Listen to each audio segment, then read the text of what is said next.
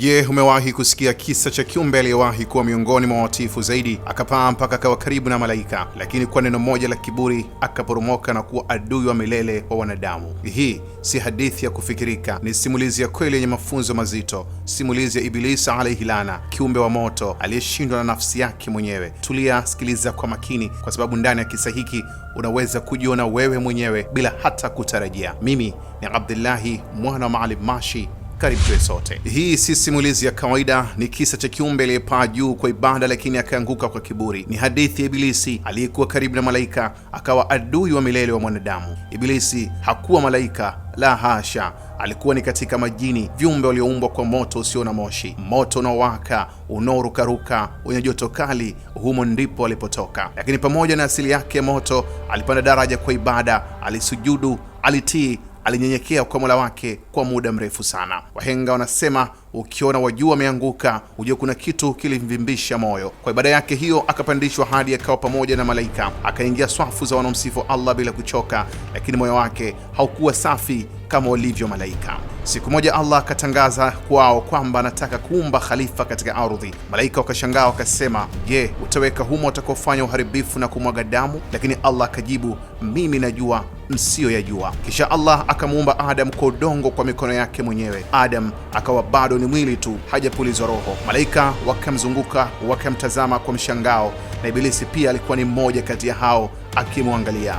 Lakini tofauti na malaika, Ibilisi hakuona hekima, aliona udhaifu, aliona udongo, akajiona yeye ni bora. Hapo ndipo mbegu ya kiburi ilipoanza kuchipua. Allah alipompuliza Adam roho akawa hai, kisha amri ikatolewa kwao kwamba wote wamsujudie Adam. Malaika wote wakasujudu bila kusita, bila kuuliza, ila Ibilisi alisimama, hakupiga goti, hakunyenyekea. Akasema kwa majivuno, mimi ni bora kuliko yeye. Umeniumba kwa moto na yeye umemuumba kwa udongo. Subhanallah. Kiburi kikamfanya apime uumbaji wa Allah kwa macho yake dhaifu. Chambelecho wahenga, kiburi ni nguo isiyomfaa mja. Hivyo vazi hilo halikumtosha Ibilisi. Allah akamuuliza, ni nini kilichokuzuia kusujudu nilipokuamrisha? Lakini badala ya kutubu, Ibilisi akazidi kujitetea. Hapo ndipo laana ikamshukia, akafukuzwa katika rehema za Allah, akawa ni mwenye kulaniwa mpaka siku ya Kiyama. Lakini bado hakunyenyekea, akaomba muda.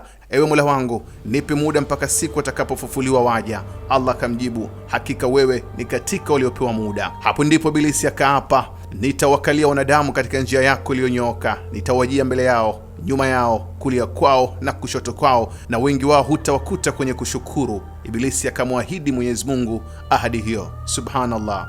Hii si hadithi ya kubuni msikilizaji, ni vita ya kweli. Allah akamjibu kwa haki kwamba hakika waja wangu wa kweli hutopata uwezo juu yao isipokuwa wale watakao kufuata kwa hiari yao. Yaani Ibilisi hana nguvu ya kulazimisha, anachofanya ni kupamba, kushawishi na kudanganya tu. Ni kama mfanya biashara wa maovu, anauza lakini hanunui kwa niaba yako. Leo hii Ibilisi yupo hai, anaishi, anazunguka, anaongoza jeshi lake la mashetani. Kuna kauli kuwa ana kiti chake juu ya maji na majeshi yake huja kumpa ripoti.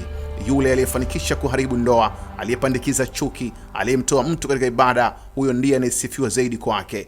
Wahenga husema shetani hafurahii kidogo, anataka kikubwa. Ibilisi afanye kazi kwa nguvu, anafanya kwa ujanja, na haya ni miongoni mwa mambo ambayo Ibilisi anayapenda sana kwa mwanadamu. Anapenda sana mtu aache swala, ufurahi akiona hivyo. Anapenda sana muone mtu anachelewesha toba, anachekelea akiona hivyo. Anapenda sana mtu ajione bora kuliko wengine, azame katika dhambi bila kujilaumu. Anakushawishi kwa sauti ya ndani akikwambia bado muda ungalipo.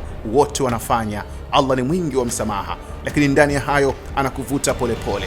Kama wasemavyo, mwenda pole hajikwai, lakini anayepotoshwa huanguka bila kujua. Hakuna kitu Ibilisi anachokipenda zaidi kwa mwanadamu kuliko kufuru na shirki, kumshirikisha Allah, kiburi, kwa sababu ndicho kilichomwangamiza, kuvunja undugu, kuharibu ndoa, kusambaza fitna na chuki. Haya ni miongoni mwa mambo ambayo yanamfurahisha mno.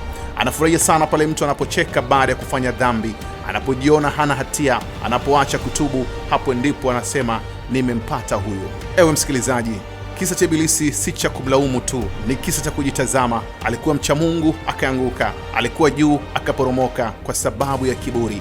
Hivyo jilinde na kiburi, jilinde na dhambi, jilinde na ucheleweshaji wa toba. Kumbuka, Ibilisi ni adui yako wa wazi na hatalala mpaka kuona umeanguka. Mwisho wa simulizi hii jiulize, unamfuata nani? Njia ya Adam au njia ya kwake Ibilisi? Hii ni simulizi ya kuamsha nyoyo na kukumbusha kuwa vita ya haki na batil bado inaendelea, na wewe uko pande gani? Na hapo ndipo simulizi yetu inapokoma, lakini onyo lake linaendelea kugonga nyoyo zetu kama kengele ya tahadhari. Ibilisi hakumwangusha mtu kwa nguvu, bali kwa maneno matamu na ahadi hewa. Leo anakunong'oneza kwa upole, kesho anakuvuta kwa nguvu, na mwisho anakutupa kwenye majuto. Usidanganyike na njia iliyopambwa, kwani mara nyingi nyuma pazia lake kuna giza nene lisiloonekana kwa macho ya haraka. Chambelecho wahenga, penye wengi pana mengi, lakini penye shetani pana maangamizi. Basi chagua kwa makini njia yako, kwa sababu kila hatua unayopiga inaandikwa. Kumbuka, hauko peke yako katika safari hii. Ama upo chini ya ulinzi wa Mola wako, au upo kwenye mtego wa adui yako. Shikamana na haki, simama imara katika ibada, na usimpe nafasi yule aliyelaniwa milele. Maana mwisho yote si hadithi, bali ni hisabu, na siku hiyo kila mmoja atasimama na alichokichuma. Abdullahi mwana Maalim Mashi, Kishki TV.